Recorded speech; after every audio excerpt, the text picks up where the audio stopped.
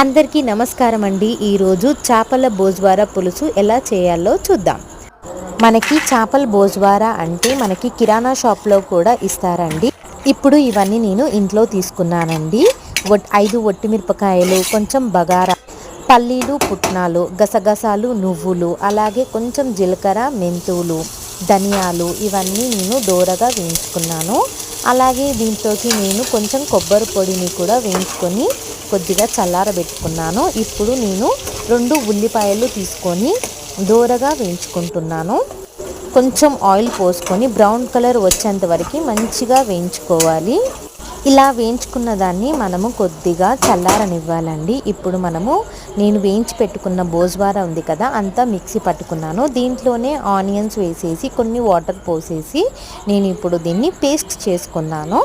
ఒక మంచి పెద్ద బోవాన తీసుకోవాలండి. చేపలు కలిపేటప్పుడు మనకి కొంచెం పెద్దగానే ఉండాలి. ఈ పావుతోటి నేను 5 పావుల నూనె తీసుకున్నాను.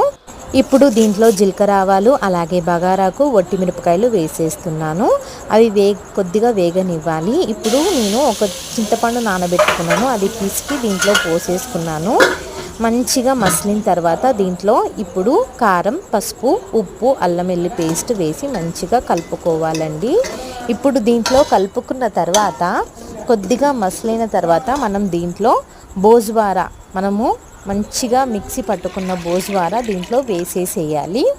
ఈ బోజ్వారా మంచిగా మసలాలండి. బాగా మసిలిన తర్వాత ఒక 10 మినిట్స్ అలా వదిలేసేయాలి. మంచిగా మసిలిన తర్వాత దీంట్లో చేపలు ఒక్కొక్క చేప మెల్లగా దీంట్లో వేసేసేయాలి. మంచిగా కలపాలి. ఉప్పు, కారం, పసుపు, అల్లమెటిగడ్డ మనం కలిపి పెట్టుకుంది ఇప్పుడు ఈ వాటర్లో మంచిగా కలిసిపోవాలి. ఇలా మంచిగా ఒక్కసారి కలుపుకొని ఒక 10 మినిట్స్ మనం టైం చూసుకొని దీన్ని సిమ్లో పెట్టేసేయాలి. తర్వాత చేప ఉడికిందా లేదా చూసుకోవాలి. నాకైతే చేప ఉడికిందండి.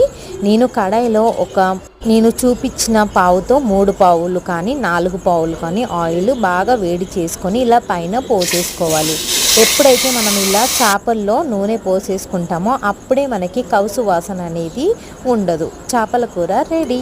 మీరు నచ్చినట్టయితే ఒకసారి ట్రై చేసి లైక్ చేసి షేర్ చేయండి. Bye bye.